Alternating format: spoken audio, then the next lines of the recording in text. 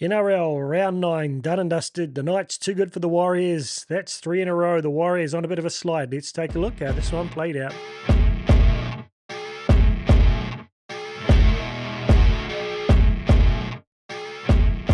Hey team, welcome back into the Warriorholic off the back of another challenging loss. Decided the boys are probably changing it up, so I'm going to too. Get myself in some very smart footy IP here to help me analyse this game. So welcome in to the man himself, Mr. Daniel Wharakura, one quarter of the famous foursome, the Warriors Anonymous, New Zealand's leading New Zealand Warriors podcast. Thanks for coming on, brother. Thanks for having me. It's tough times in Warriors HQ, right? But we'll get through it. Yeah, mate. I figure I've got to get the brains trust together. I've got to change something up. I've noticed from my side, I've watched 4 games with other people this year, including going to one game live. We've lost them all, so this week I shall be hidden in a dark closet by myself watching on the iPad, bro. I tell you. I'm sure it's not you, man. It's just the way the cookie crumbles, eh? So don't get yourself in a bit of a spin on where to be and what to do. Just enjoy it week to week. Yeah, it was interesting. Like, it was for some reason, it was less stressful than the week before. I went and watched it at the Kapiti Bears Rugby League Club. They invited me down, so it was quite interesting. I was a bit nervous about it, to be honest, but it played out all right. But compared to the week before, I think I've kind of been a little bit more accepting of our fate. I don't know. What was your first impression? Like, imagine you're talking to a mate, or like the father-in-law is a passionate Warriors fan. He was working, he didn't catch it, and he said, "Bro, how did the game go?" Well, first thoughts is obviously the weather, right? So as soon as I'd seen or heard the reports that there was a bit of a weather bomb come through, and seeing in the cup game the pitch started to tear up a bit, I was a bit downbeat, to be honest. I just thought, we're not great in those conditions. Doesn't suit our style and our play. So, you have you have a feeling just at the start of a game that could be a tough afternoon. So that was the initial part, and then that first 40 minutes with just so many poor decisions from poor discipline, handling errors, just compounding errors that just put us on the back foot. And no disrespect to the Knights, but they didn't throw a lot at us. But we just didn't help ourselves. So it felt like a classic Warriors 40 minutes, right? We just didn't want to see. But it was telling people. It felt like a bit of a throwback to some of those tough watches we've had in previous seasons. Yeah, I mean, I don't know. You look at those little indicators. I think it's 3 minutes in, and Mitch Barnett, he's clearly having his jersey pulled and can't get off. I can't remember who it was, Jackson Hastings or someone. No, it's Greg Marzu, I think, and we got penalised, and then we give away a ruck infringement off the back of that. Literally, they've had 10 days to work on that. But here we go again. So I'm kind of with you, but I'm getting pretty frustrated with us winning all of the stats, right? We completed pretty well. In the end, we defended at 92 point something percent. We ran more than them. Was there anything about it you thought we did better than last week? I think defensively we were better than last week. Obviously, that's a no-brainer. I was more frustrated, to be honest, about this week because probably knew that they had less attacking threat than what the Titans produced, and being at the game that week as well, you could see the player around Fafita, big man to deal with. The outside backs are pretty lightning too, and I just thought we were able to handle what they threw at us, and they only put 14 on against us, really. So in the past we've been able to score at least 18 to 20 as well. So yeah, I mean defensively, but I did say to the boys last night, it is a lackluster Newcastle attack, missing their best player. So it won't be the same this week against the rampant Roosters. Yeah, it's I don't know. One point in the game that stood out is Dallin staying on his wing. I think it's like halfway through the first half that he would have normally jammed in, and he just stayed on his man, made the tackle, and it just shut it down. So I felt like that was a little bit of a progression, but Yeah, like you said, we defended well, and you'd rate us to score more than 14 points. You've seen a bit of my social media over the past 24 hours about reffing decisions, and I can't blame the refs. I never do. I love the way that Webby's the same. You don't blame external factors, but you know, it's certainly not helping us. Watching it back the second time, I always question refs calls live, but I was going back through all of the penalties and just I screen record it and go back in real slow time to see, okay, did that actually happen? And I feel like probably 50% of them did, and 50% of them could have gone either way. And I feel like it's something that when you don't get those small bounces of the ball, so the ball that bounced on Chance, those floating bombs SJ put up that bounced and could have gone anywhere, the ref calls it could go either way. We're just not getting those. And that makes it harder when you're trying to fight out of that funk. You know what I mean? Yeah. Like the offside inside the 10. I know partly there was a focus on line speed. Trying to control the ruck, shut down their momentum as something they would have naturally worked on. So probably a little more wrestle the tackle and then line speed to shut it down. So yeah, they would have potentially, as you saw, jumped the gun or had a little bit of energy, and then it just gets into the psyche of the ref. If they feel that they've got up quick, they just naturally kind of go, "Oh, I must be offside." So I think, yeah, it's one of those double-edged swords where you need to put pressure on, but get a little bit overzealous, and you push it too hard as well. So that's not a great one. And just a couple of random calls. There was a play when there was a short kick and Chance collects it diving. The young fullback, is it Armstrong, comes through. He strikes, plays the ball out of Chance's grasp. So he strikes at the ball goes forward, and then they do pull it back. But the position is, I believe, is a knock on to Chance. It's like, hold on, there's I remember a that missing clearly. play there too. And there's also a couple of rule variations which I think the NRL need to sort out.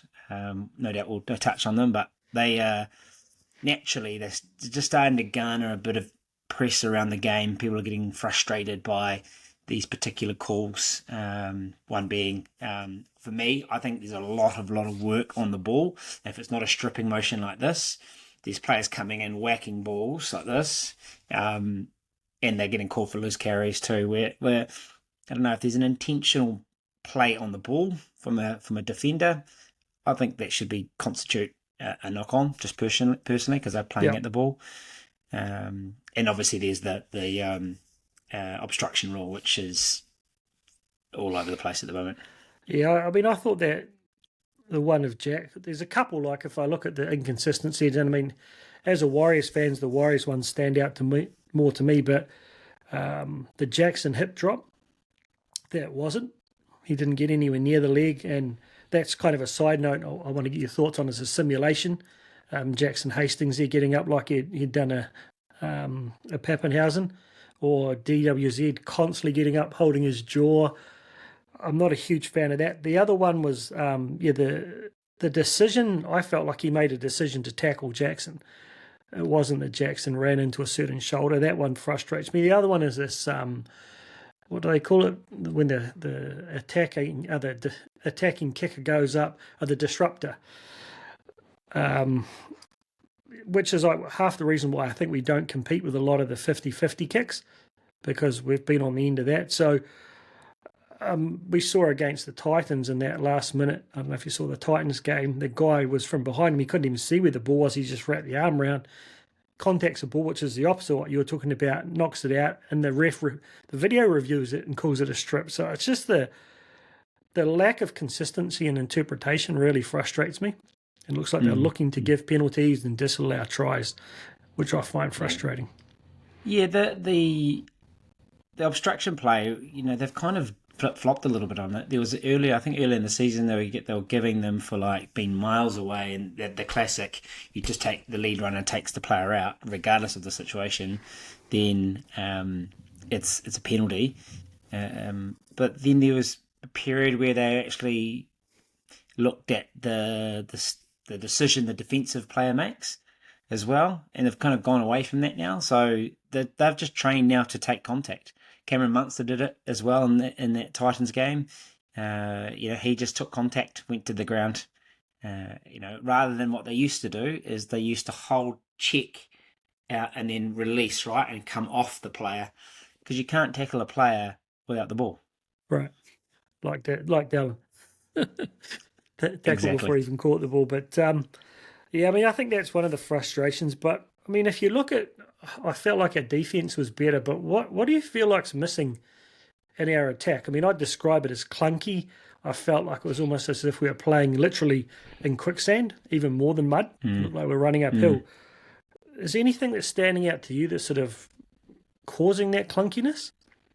Yeah, interesting you talk about the stats, right? Because I've been trying to find the answer in the stats as well.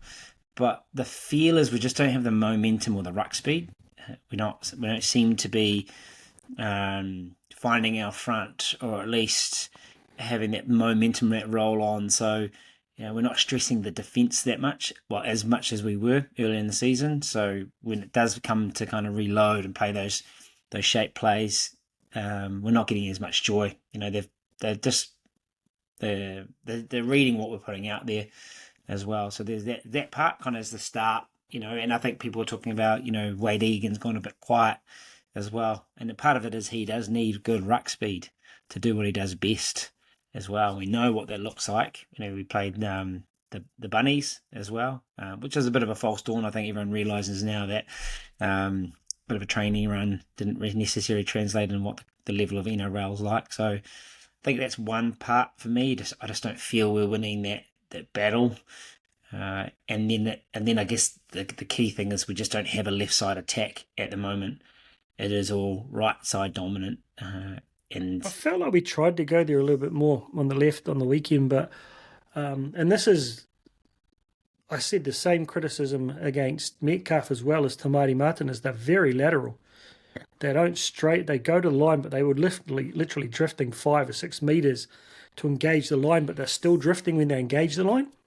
So it's very easy to defend against. They need to straighten that up and get people thinking twice. And the other one I noticed in the weekend is that SJ doesn't seem to have the same time in his game. Like last year, he was just seeing the matrix and he'd always hit the right person. But 3 times I noticed that I slowed down, that he either stepped and went himself or he hit the short runner when we had a 3-on-4 or a 3-on-2 out clear overlap with plenty of room to move inside the red zone. He didn't hit the outside runners or the hit chance behind him. And I just, I guess it's like you, even playing golf, I'll go out one day and I'll be smoking my driver right down the middle, and the next day I feel like I'm doing the same thing and I'm snap hooking it. And I guess it's just that stage where he was in that zone last year that maybe he's not able to get back in there this year. I don't know. Yeah, but I think again, like we've seen periods when SJ has been less effective.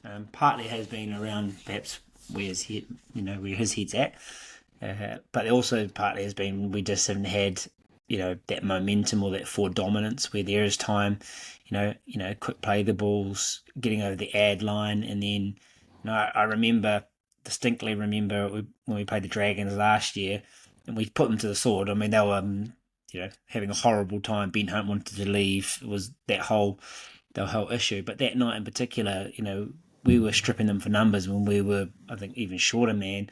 And you're right, it was that ability to hold, play slow, play fast. But we just had that real forward dominance. And I think, all good halves, struggle to play off the back foot. And I just feel like we're playing perhaps with the back foot at the moment. And also the other part too, I think, is that with that non-effective or, the insipid perhaps, the sort of the ineffective left side attack, teams can load the right hand side. They can gamble a bit. I think they know when they set up SJ sitting there, they're going to go right. We were the same last year though, right? We were so right dominant last year, but I feel like with our game plan, it's so reliant on the whole team playing well because it's not about individual brilliance, it's about structure, people being in the right place at the right time, even those off the ball. That if you get one or two pieces of that puzzle not working, the whole house of cards falls down. And it's not an excuse, but it's a reality that for a while there, when you're not having anyone on the bench in the minutes that AFB, Tohu, and Mitch Barnett were playing, the fatigue was real. So that's one of the things that I was a little bit disappointed with. I thought after a 10-day break, we would see something markedly different, particularly in the energy levels. And I actually, I wouldn't say it's a criticism, but AFB had a great game, but I felt like he ran with way more aggression and anger last week. And we saw the speed he was hitting the line, whereas this week it was a little bit more, he makes his meters, but it's slow meters. That you're right, it's just slow, and even our passing, the ball going through Tohu's hands, it reminds me a little bit against the Broncos last year, that every play seemed to go through his hands, and it just seemed to take that fraction long and was taking away time from people outside. And so it's just those little micro, dips in form that all add up. Yeah. Whereas in a team like the Broncos or Manly, for example, you've got multiple X-factor players who can turn the momentum or score a try from nowhere. And I don't feel, other than a Dallin intercept at the moment, we've got that. Yeah, that's the other part I'd agree with it. I think you go back to teams now, like last year, teams would beat themselves, right? We would stay in the grind, do all those 1%ers that, we talked about really, really well, be very disciplined, and we knew that other teams would fold. They couldn't stay with the grind. They would want to not play in that shape and not get into the arm wrestle, turn ball over, and, we would pounce on those mistakes. I just don't feel that teams now are making those level of mistakes, and they're happy to stay in the grind. It's no secret, right? You get to fifth play, and you put it in the corner, and you front load your energy on defence. So teams are doing that. We're not getting any freebies like that we were getting last year. And then it does the outcome perhaps come down to some of the X-factor ability, that second phase game, which we've gone away from, rightly so. I think Webby is right to move us away from that, because that was all Warriors had, right? Was a second phase of game. But there may be, games and game styles change year to year to year. Maybe there is an opportunity there. I don't know. I mean, I just go back to the Brisbane's prelim final, where they just dominated through second phase as well. It's a big one. I'm not saying toss it out, but yeah, I mean, I feel like we compare it against the Panthers, and the Panthers do it well, but what are they in about year 8 under that structure? We're in year 2, and we sort of had these chats early on last year that it was a bit of a false dawn, because we always thought it was going to take, probably 3-4 years to really embed this, and that's probably the reality. But like I said, false hope. And if you look at last year, I printed out a couple of stats to share with a mate. We had, I think it was 12, 14 and 15 errors against the back after the year there against Manly, St George and the Tigers. And we still managed to win the games, but I think that's because the other teams probably made more errors, whereas the teams are really stepping up, and it's really annoying that teams are having season-best games against us. And it just goes to show the NRL, I believe, this year. So try and pick the wooden spoon, because right now it seems like it's the Tigers, but 2 weeks ago they were firing. The week before, 2 weeks ago, everyone thought it was the Titans as well. Look at where they're at sort of in scoring. So I feel like the NRL is a lot more unpredictable this year. And the weaker teams have strengthened, which maybe makes us look worse. And maybe we're actually doing pretty much what we did last year. Yeah, I was talking to the boys about it last night, and I don't think it'd ever come out my mouth, but you look at how the Raiders kind of came back against Manly. Really unpredictable play. We know that with the Raiders. There's an abrasive style that they have, very direct, very confronting, very unstructured. But it got, in this case, they found a way to win, and they're missing a lot of troops and a lot of young guys. Not saying we changed it out, but it just goes to show that unpredictability And sometimes speed. can You get can't you. coach the speed that they've got in a couple of their outside backs now. And Timoko is a definite X factor guy who can just break those tackles, get an offload. RTS is making it breaking tackles, but he's not getting offloads to get, like you say, that second phase. So I guess it leads to the question. Look, I'm going to preface this by saying, look, I don't believe anyone is not trying for the Warriors. I think they're all playing their ass off. They're fighting till the end. They might lose a bit of momentum, whatever, but this is not 2022 where you get 10 points put on you and they put their cues in the rack. So they're still fighting. I feel like everyone, I went and quickly looked at this just to give you an idea. Errors and penalties. So we had Chance, 3 errors, 2 handling errors. Dallin, 2 handling errors, 2 errors. Rocco, a penalty. RTS, a penalty. Sean Johnson, an error. Wade Egan, 2 penalties. Mitch Barnett, a handling error and an error and a penalty. Jackson, 3 penalties. Tohu Harris, an error, handling error and a penalty, and a 6 again. So it's not one person who's causing this problem. It's across the board, and a lot of our senior players are some of the worst contributors. Do you feel like we need to make any changes, and can we make any changes to bring a little bit of something different? Yeah, you're right. I think in years gone past, we would have naturally seen players under pressure, made big errors that led to scoring plays or didn't show effort, and it was very clear to chop and change. And go back a couple of years where team naming was like a lottery: who's in, who's out, who's fit, who's not fit, all that kind of stuff. But yeah, you're right. I don't think there's been any sort of howling errors that have led to major things. But I just think there might be a need from a freshen up perspective. There may be a player or two that just needs to have a break to maybe to recharge the batteries a little bit, and perhaps look at some of our potential X factor players as well, or players that perhaps should deserve a shot just because they're on the cusp and you want to create a little bit of competition. So Anyone I'd love stand to see, out there? I'm going to challenge you. Yeah, I'd love to see Ali Lauatawa get a shot. I don't know the situation around where he's at from a cup perspective, but we've He seen wasn't playing on the how. weekends and whatever, a bit of a niggle. But saying he's not injured, how do you bring him in? Yeah, good question. Perhaps I look at bringing him in for Rocco. I think Rocco potentially has, he's got some great upside as well, but still a young fella too. So you know what it looks like for the young fellas getting through week in, week out NRL footy as well. Pat, I was thinking, where's Monty travelling? But to his dues, I thought Monty had a good game. He definitely was a lot more dominant than Dallin with his carries as well. So yeah, I mean, not entirely sure exactly where he fits in, but I'd love to see the X factor that Ali can bring. And the other question is whether, the big debate is whether Roger gets shifted out to the wing, perhaps, if we're thinking about a bit of a change. Would that change to the wing, give him a little bit more freedom on the and not necessarily so locked into that centre structure as well.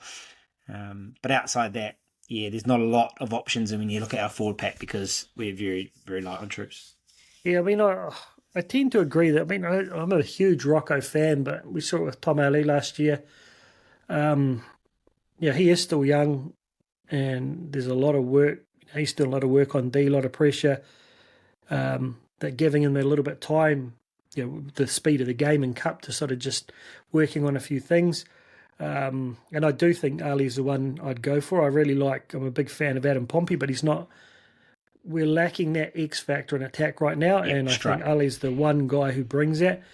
So for me, it's either you give, like you said, Montoya's played every minute of every game. He takes that first hit after the kick every time, which a lot of people say he's not getting the same meters or whatever as Dallin. Dallin takes the second one after Montoya's beaten the line. So he's doing that hard work there. I did like that run when he got a little bit of space. He showed that he has got a bit of speed and he's got the ability to break near. But so either him or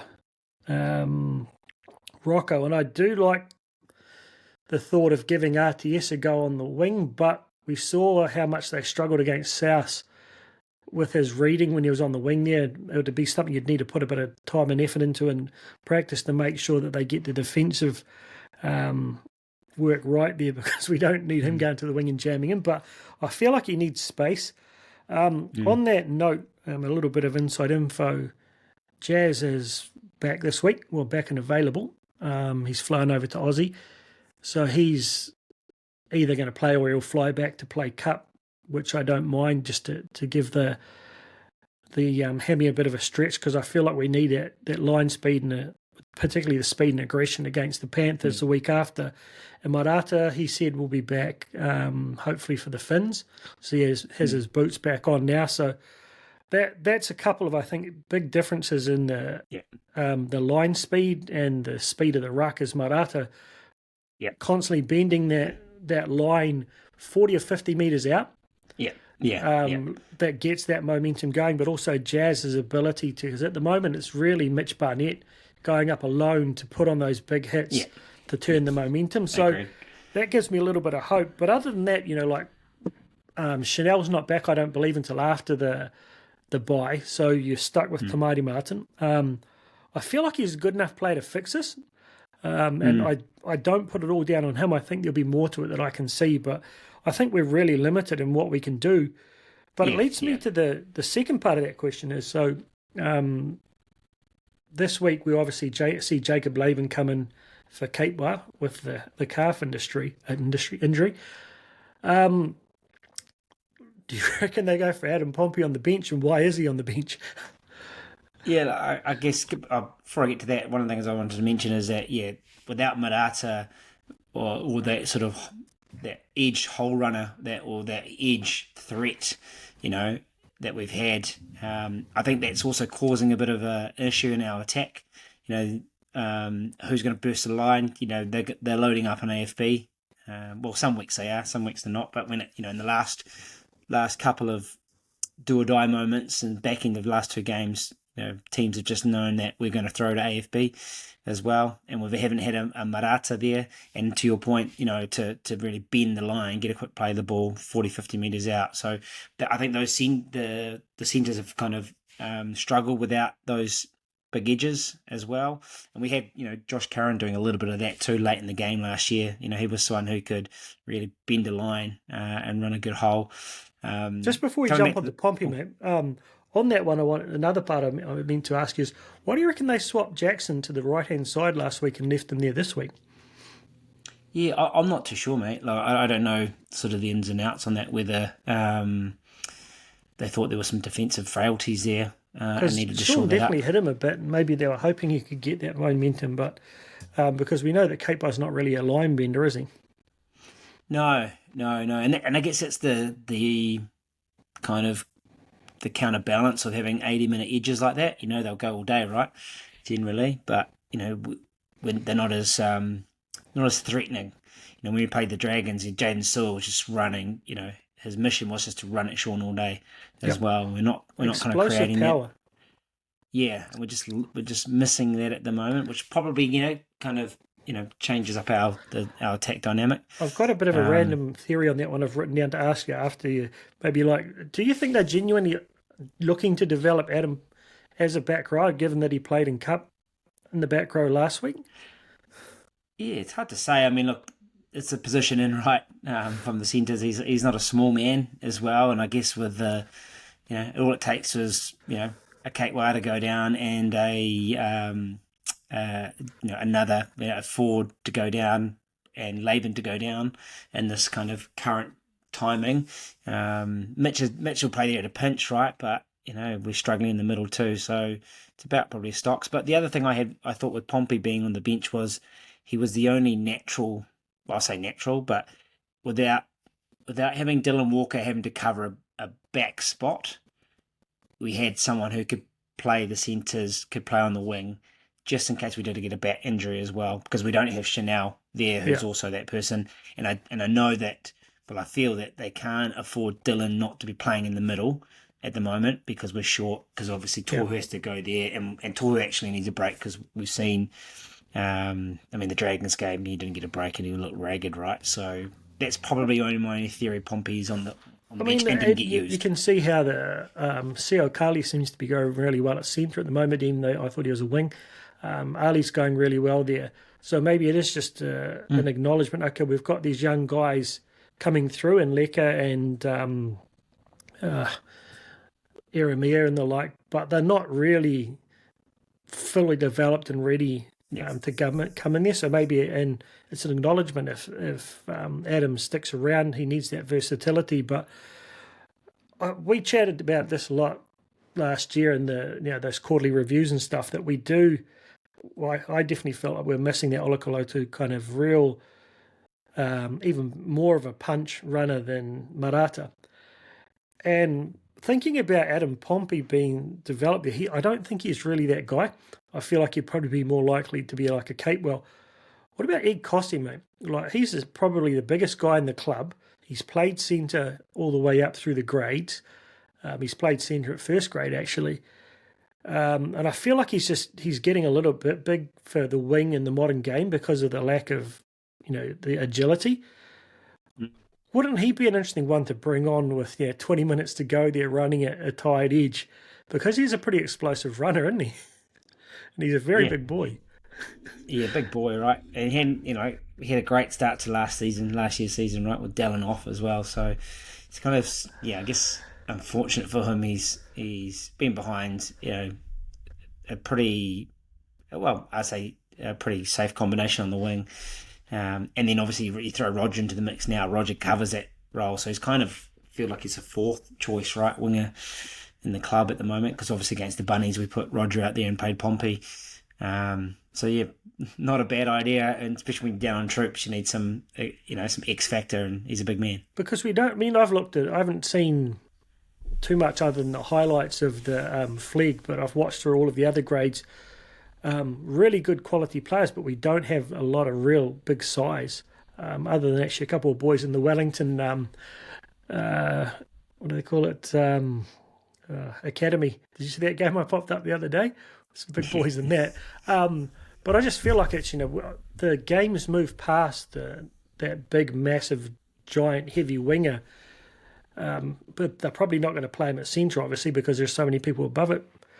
It could be an interesting move, to get him into the forwards there off a bench. I don't know if he'd be an 80-minute player at any stretch, but I think for 20 minutes, coming on like a David Fafita kind of impact, I don't know. I kind of like that until maybe it'll change once we see Marata come back. But yeah, it's a bit of a challenge there, brother. So what are you looking? Would you prefer to see a fast and a hard track this weekend against the Roosters? We know our game style is suited to a nice dry deck, right? So but both teams will have to play in those conditions. I just traditionally and against a pack like the Roosters would struggle in the wet. We have done that. We did that last year too. So I'd love to see a dry track, but. It's such a funny competition. I know, fans are downbeat at the moment, and it feels like we've dropped off the pace, and we have as well. But look, I want all the guys out in the end. Like, this competition's been up and down. Roosters, they're not far ahead of us. We won on the weekend, and with our bye points, we're only like one win out of the top four. So I think other than Laban, the starting 13 is going to be the same. So that means. He's a like-for-like swap with Capewell. Put a slight question mark over Jazz because we don't know whether he's really in the mix. But Dylan Walker, struggling a bit of an ankle, but he'll definitely be there. Then you've got Tom Bunty, Zion, and maybe you do have Jazz. Who have I missed? And Adam Pompey. What bench combo would you be looking at against the Roosters?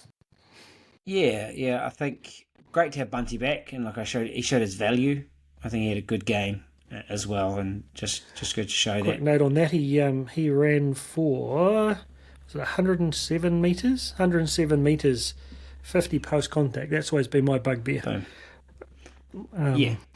And I think in a game like that, a wet game, you just needed direct running, and I think that's what he brought as well. And it's good to see him back. But I think you've got the Bunty, you've got Ali, Dylan Walker. Right, he's playing bigger minutes too, as well. And then that last spot, right? Depends. I mean, if Jazz is fit enough to at least get 20 minutes, I'd rather have him out there. You know what he brings, and that's what we're possibly just missing, a little bit of that second wave effort that Mitchie brings. As you just said, shooting out of the line, rallying the troops as well. So I'd love to see him fast play the ball. And I think that way you've got that little bit of cover there that you could move Dylan into the backs if you had to, which we didn't have at the moment. Yeah, I mean, I think there's a lot of talk about young Zion, and I think I'd ease him in unless we had to. I mean, we saw in the weekend he had a couple of errors towards the end of the game, but I think he still ran for like 130 metres in cup there in those conditions. So it's good to have him there, but he's 20. So Bunty's his size in the ruck and his defence is definitely worthwhile having his spot there. And Tom Ali, if I was to choose out of him and Jazz, I think Jazz has the ability to change momentum rather than just maintain it. So, look, I haven't given up hope. My main frustration is I can imagine how hard those boys will be working. And, they're not just out there playing half-assed. They're genuinely trying. And I know myself, getting back to the golf, mate, the harder I try, sometimes the worse it gets. So I'm hoping they're staying over in Australia this week, spending the week together, kind of getting away from all the noise maybe, or just breaking the routine, getting the energy of someone like Jazz coming back in. And it will only take one win to get things to click. So, yeah, absolutely. And I think one thing you could point out too is, I'm pleased that Warriors fans and the Warriors Nation and everyone isn't frustrated, but not pinning everything on Shawnee. He's trying his guts out. Like, his defence is immaculate. Like, he's putting in. I think the issue is he is carrying that leg, right? So it is stopping him from reps and training with the guys. So that's a big part. We all know of it, that he's training by himself. And naturally, if Chanel was available, I think you would just have to give him a rest as well. And maybe that is, in and around when Chanel gets back. Depends how he goes, because we he's need due him back like firing. after the bye, right? So that if you could get him in the week after the bye, means he doesn't have that one cup game, but it gives SJ 2 weeks off then. But I've had Achilles. It could be worth it to look. I don't want to be a team.